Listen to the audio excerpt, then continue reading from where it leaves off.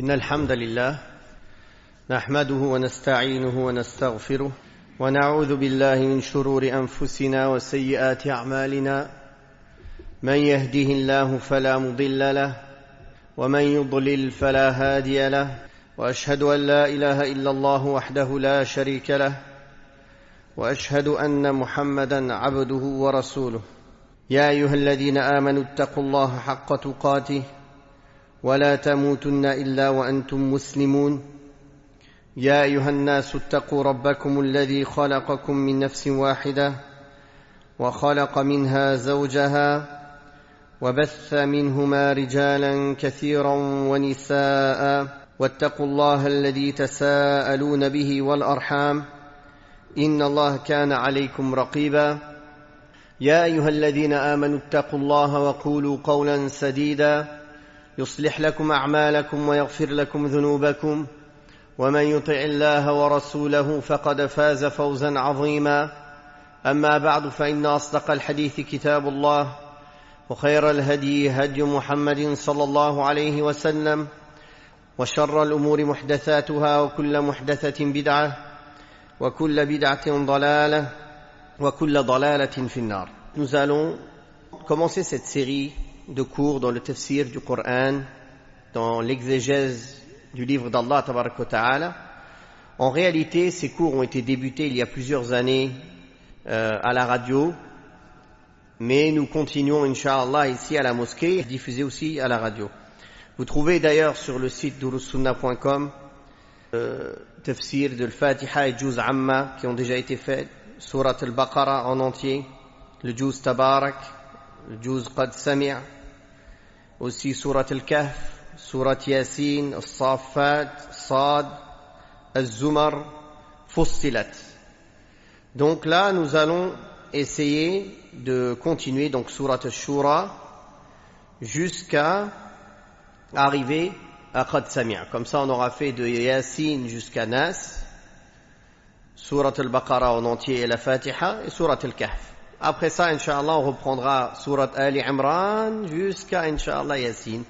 Comme ça, bi'idhnillah, on espère qu'Allah nous permette de finir l'explication du Coran en entier. Et Inch'Allah, ça c'est un projet qui dure une vie entière. Si Allah me prête vie et me donne la permission de continuer jusqu'à finir l'explication du Coran en entier, Inch'Allah, le tafsir du Coran en entier. Donc nous en sommes à Surat Ash-Shura. Surat Ash-Shura. Surat Ash-Shura, c'est une sourate mekkiya, mécoise, de 53 versets. Et comme à notre habitude, avant d'expliquer, nous allons lire, Inch'Allah, les versets, nous allons réciter les versets qui sont concernés par le cours d'aujourd'hui, puis en donner la traduction générale, puis après cela, donner l'explication verset par verset. أعوذ بالله من الشيطان الرجيم بسم الله الرحمن الرحيم حميم عين سين قاف كذلك يوحي إليك وإلى الذين من قبلك الله العزيز الحكيم له ما في السماوات وما في الأرض وهو العلي العظيم تكاد السماوات يتفطرن من فوقهن والملائكة يسبحون بحمد ربهم ويستغفرون لمن في الأرض ألا إن الله هو الغفور الرحيم والذين اتخذوا من دونه أولياء الله حفيظ عليهم وما أنت عليهم بوكيل وكذلك أوحينا إليك قرآنا عربيا لتنذر أم القرى ومن حولها وتنذر يوم الجمع لا ريب فيه فريق في الجنة وفريق في السعير ولو شاء الله لجعلهم أمة واحدة ولكن يدخل من يشاء في رحمته والظالمون ما لهم من ولي ولا نصير أم اتخذوا من دونه أولياء فالله هو الولي وهو يحيي الموتى وهو على كل شيء قدير وما اختلفتم فيه من شيء فحكمه إلى الله ذلكم الله ربي عليه توكلت وإليه أنيب فاطر السماوات والأرض جعل لكم من أنفسكم أزواجا ومن الأنعام أزواجا يذرأكم فيه ليس كمثله شيء وهو السميع البصير له مقاليد السماوات والأرض يبسط الرزق لمن يشاء ويقدر إنه بكل شيء عليم. Allah tabaraka wa ta'ala dit dans le sens de sa parole Hamim, Ain, Sin, Qaf, c'est des lettres de l'alphabet arabe. Allah le puissant, le sage t'adresse une révélation comme à ceux qui t'ont précédé. À lui seul appartient ce qui est dans les cieux et sur terre. Il est le Très-Haut, l'immense. Peu s'en faut que les cieux ne se fendent devant la magnificence d'Allah. Les anges célèbrent la gloire et la louange de leur Seigneur. Ils implorent son pardon pour les croyants qui sont sur terre. Allah est le puissant, le miséricordieux. Le reste des versets, on les traduira au fur et à mesure, Inch'Allah.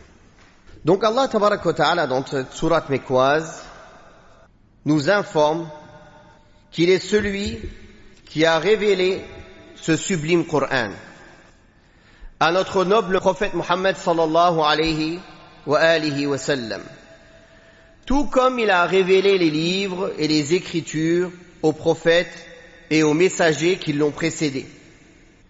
Il y montre son mérite dans la révélation des livres sacrés et de l'envoi régulier et successif des messagers. Cela veut dire que Muhammad sallallahu alayhi wa sallam n'est pas une nouveauté dans ce domaine et que sa voix est la même que la voix des prophètes qui l'ont précédé. De même que ce qu'il a apporté est la même chose dans sa globalité, c'est-à-dire dans le tawhid et les grands traits de la législation, que ceux que les prophètes avant lui ont apportés.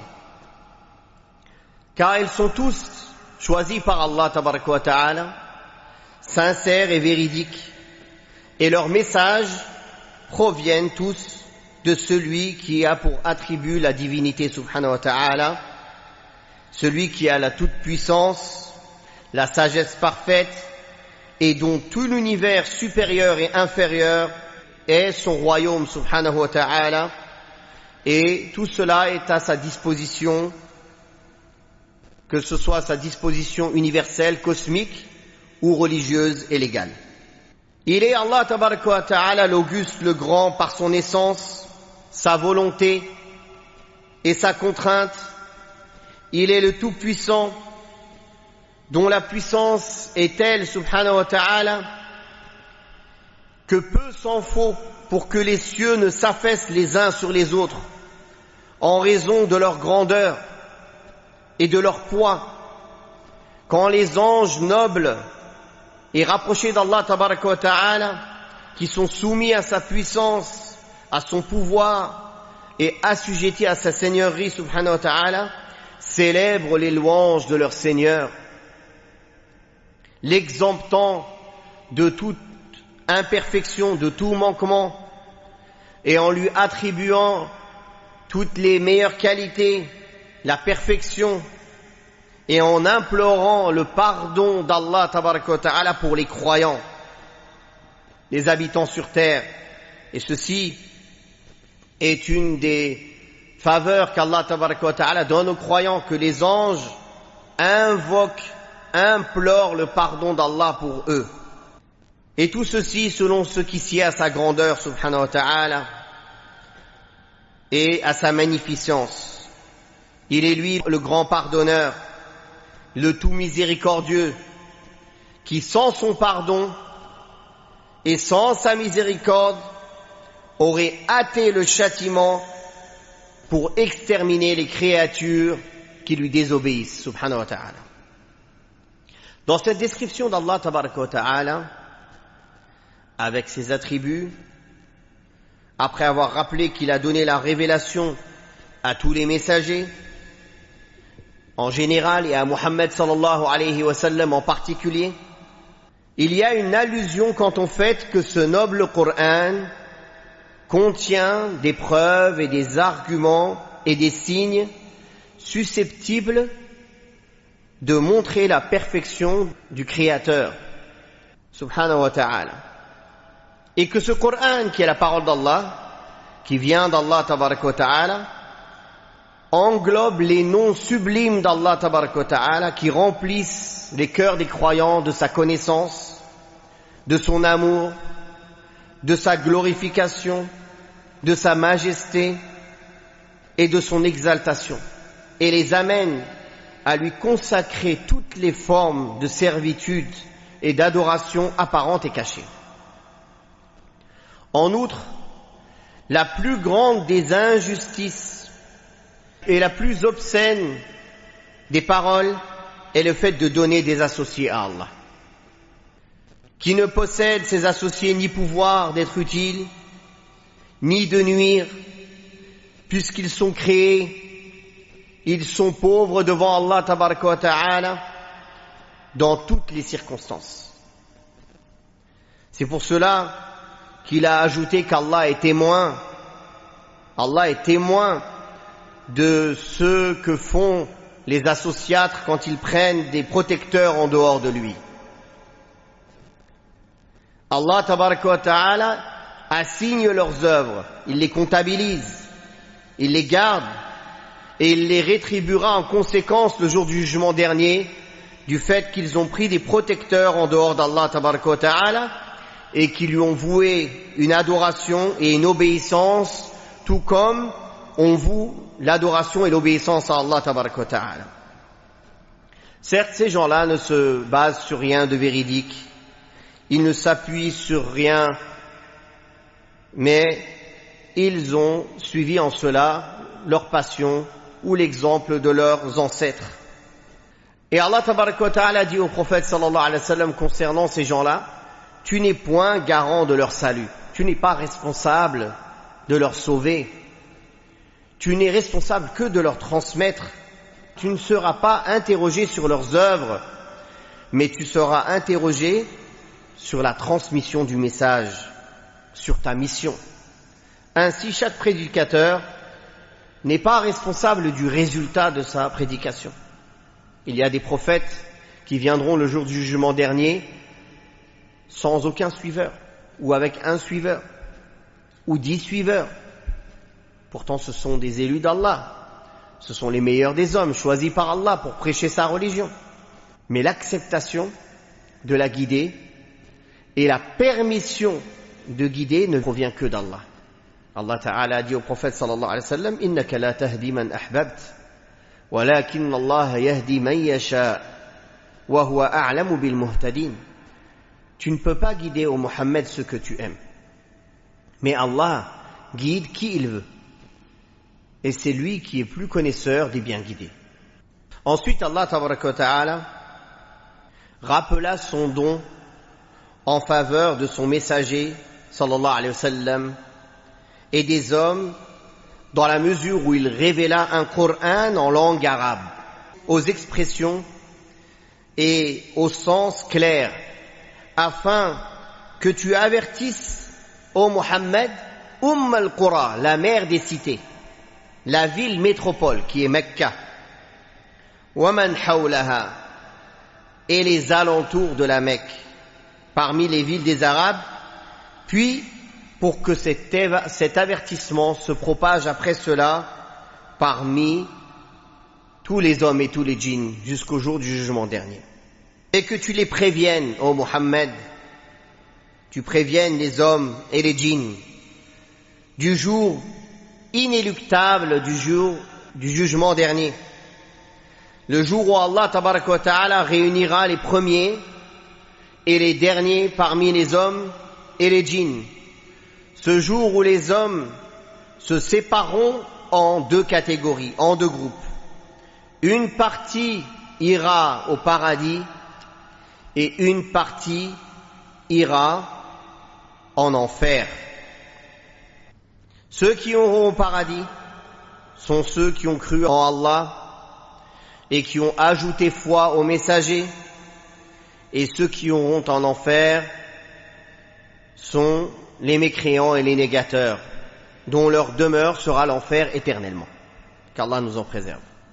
Si malgré cela Allah tabaraka wa ta'ala l'avait voulu, il aurait fait des hommes une seule nation, une seule communauté de gens, suivant la voie de la vérité et de la guidance, car Allah est omnipotent, il est capable de toutes choses, et rien ne lui est impossible. Si Allah l'avait voulu par sa sagesse, tout le monde aurait cru, tout le monde aurait été une seule nation, il ne se serait pas divisé ou séparé.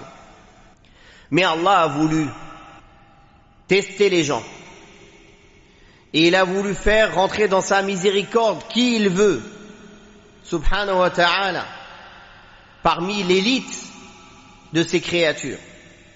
Quant aux injustes qui se sont rebellés contre Allah tabaraka wa ta'ala et qui n'ont pas suivi le bon chemin, ils seront privés de sa miséricorde et ils n'auront ni secoureur ni protecteur, ils n'auront ni secours ni protection en dehors d'Allah tabaraka wa ta'ala. Comme ils ont tourné le dos à Allah tabaraka wa ta'ala, donc ils n'auront ni secours ni protection qui puisse leur faire obtenir ce qu'ils désirent ou permettre de repousser ce qu'ils craignent. Puis Allah tabaraka wa ta'ala dit dans le sens: ont-ils donc pris d'autres maîtres en dehors d'Allah, d'autres protecteurs auxquels ils vouent leur adoration et leur obéissance, auquel cas ils ont commis la pire des erreurs, car c'est Allah le véritable maître, le véritable protecteur, auquel ses serviteurs vouent leurs adorations et leur obéissent, et duquel ils se rapprochent avec les diverses formes de dévotion. De son côté, subhanahu wa ta'ala, il prend sous sa protection ses serviteurs d'une manière générale, c'est-à-dire en disposant d'eux et en leur appliquant ses décrets et sa prédestination. Ça, c'est la protection générale, al-wilayatul amma, pour toutes ces créatures. Wal-wilayatul khassa, la protection spécifique, particulière pour ses serviteurs croyants, en les faisant sortir des ténèbres vers la lumière, en les guidant, en les protégeant par sa compassion, en leur accordant son attention, en les assistant dans toutes les circonstances, que ce soit dans leur vie religieuse ou leur vie profane. Allah tabaraka wa ta'ala les protège spécifiquement du fait qu'ils sont croyants. Car c'est lui, subhanahu wa ta'ala, qui rend la vie aux morts, qui est le Tout-Puissant. C'est lui qui dispose des vivants et des morts et qui impose sa volonté, subhanahu wa ta'ala, et son pouvoir.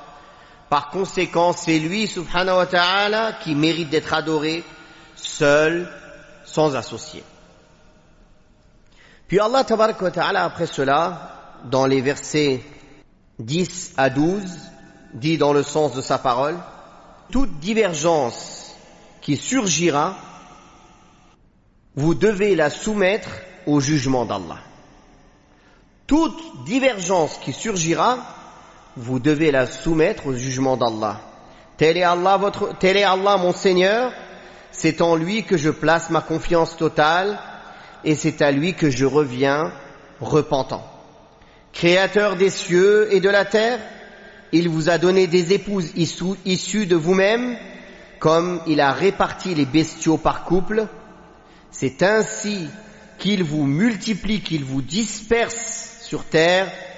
Rien ne lui est comparable. Il est celui qui entend tout et qui voit tout. Il détient les rênes des cieux et de la terre. Il attribue ses dons avec générosité ou parcimonie à qui il veut. Il est omniscient, subhanahu wa ta'ala. Toute divergence qui surgira entre vous, que ce soit autour des principes de la religion, des fondements de la religion, ou que ce soit concernant les questions subsidiaires et les ramifications de la religion, sur lesquelles vous n'êtes pas d'accord, il faut les ramener au jugement d'Allah, c'est-à-dire au Coran et à la sunna du prophète Mohammed sallallahu alayhi wa sallam. Car comment connaissons-nous le jugement d'Allah? Nous ne pouvons le connaître qu'à travers la révélation.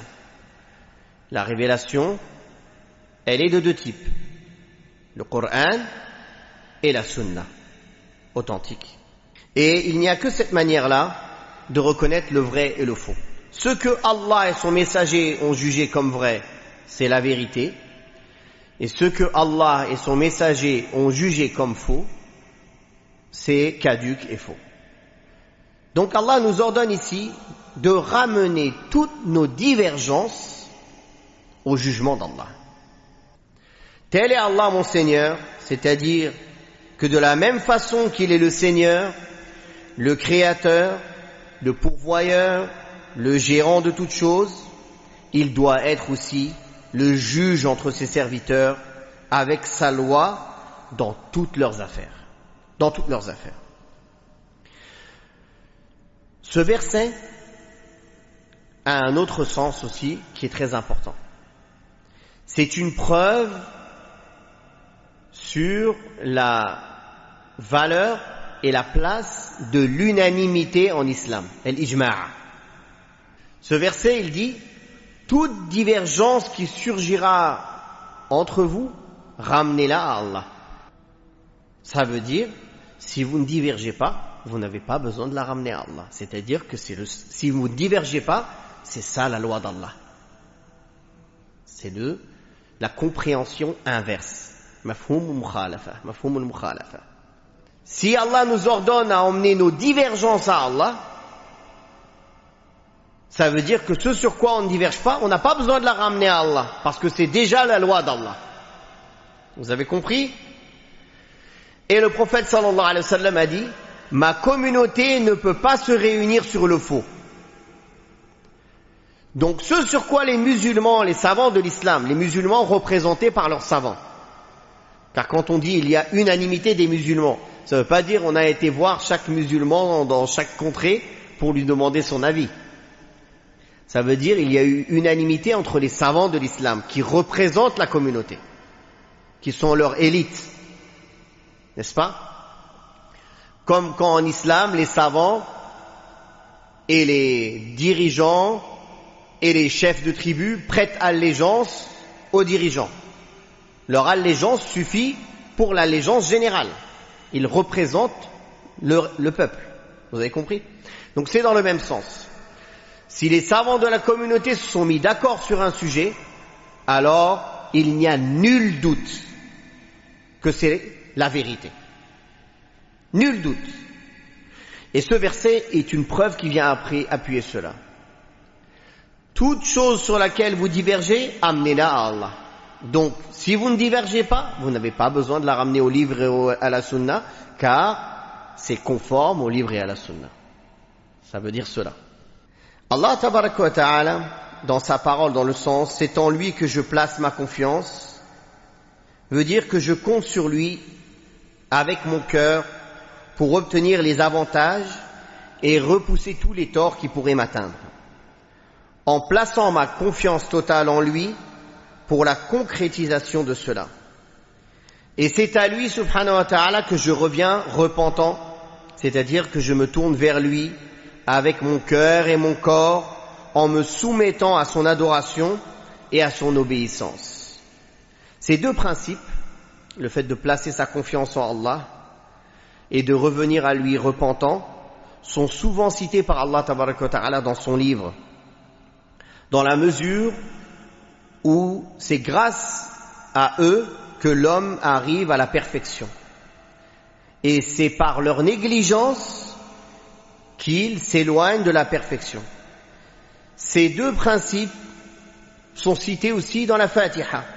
Iyyaka na'budu wa iyyaka nasta'in. De même, Allah Ta'ala dit dans le Coran, fa'budhu wa tawakkal alayh. Donc le retour à Allah par son adoration, le fait de revenir à Allah et le fait de prendre aide auprès d'Allah et de placer sa confiance totalement à Allah Tabaraka wa Ta'ala. Ce sont les deux bases par lesquelles la personne peut espérer atteindre la perfection dans sa religion. Il est le créateur des cieux et de la terre, avec son pouvoir, sa volonté et sa sagesse. Il vous a donné des épouses issues de vous-même pour que vous trouviez auprès d'elles la quiétude, pour que vous ayez une descendance et pour pouvoir encore obtenir beaucoup d'autres avantages.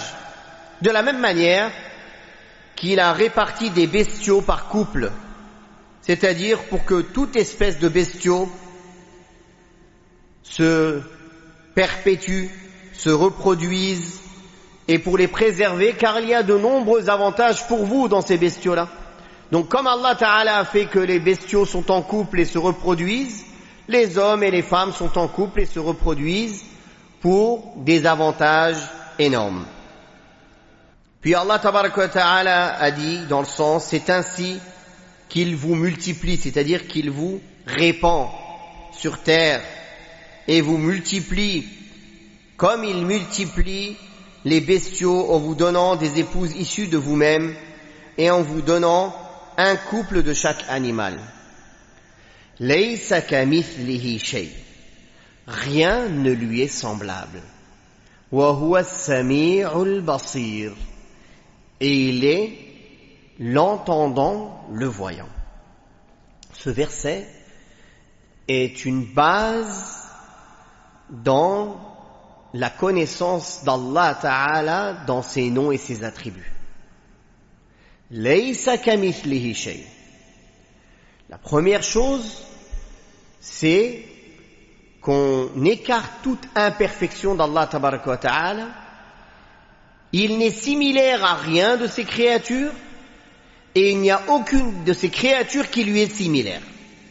Rien ne ressemble à Allah. Il est le créateur et tout en dehors de lui est une créature. Ça, c'est la base. Et ça, c'est en réponse à tous ceux qui ont pu dévier parmi les gens des religions qui ont précédé les gens du livre, qui certains ont fait ressembler Allah Ta'ala à l'homme ou aux créatures, au point où ils lui ont attribué des faiblesses humaines. Et dans l'autre sens, wa huwa as-sami'ul basir.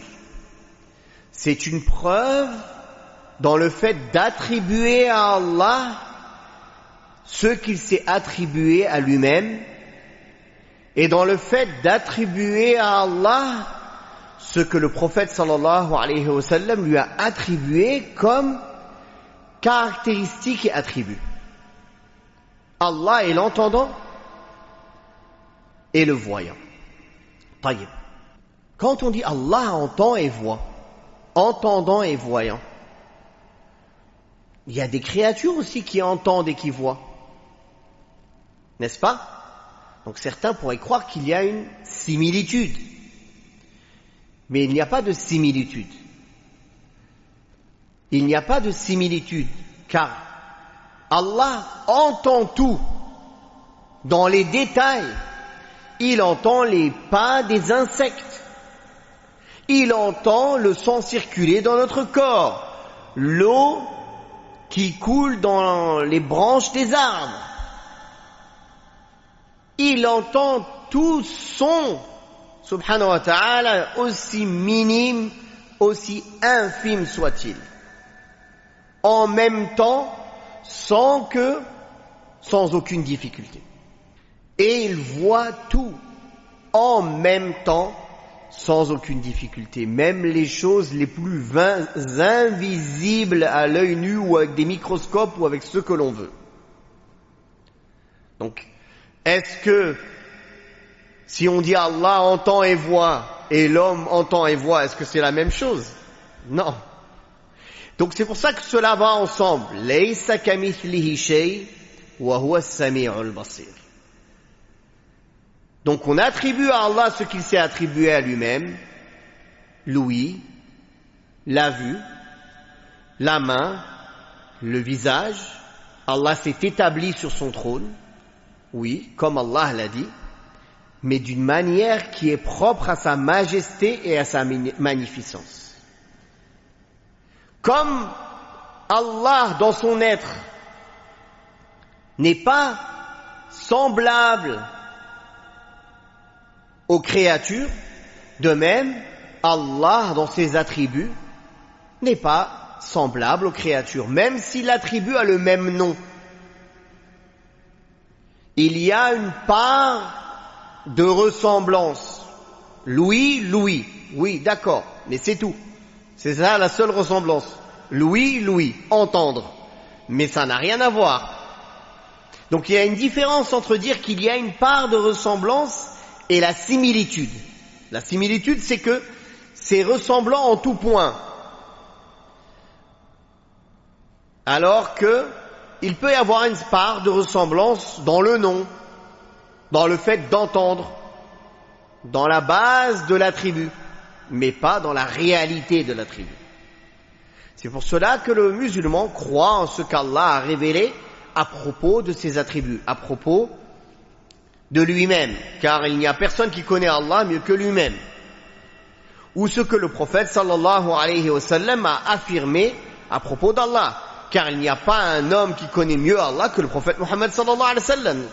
Tout ce qu'il dit à propos d'Allah, il le dit à travers la révélation. C'est Allah qui lui a révélé. N'est-ce pas? Donc on y croit, on les affirme, sans les rejeter, sans les faire ressembler aux attributs des créatures, sans faire changer leur sens, en les interprétant par des interprétations lointaines ou secondaires, sans les prendre dans leur sens apparent, sans non plus les nier. Comme certains font, ils les nient. Et Allah tabaraka wa ta'ala a mis en garde ceux qui renient et qui rejettent ses attributs. Allah tabaraka wa ta'ala a dit وَلِلَّهِ الْأَسْمَاءُ الْحُسْنَى فَادْعُوهُ بِهَا وَذَرُوا الَّذِينَ يُلْحِدُونَ فِي أَسْمَائِهِ.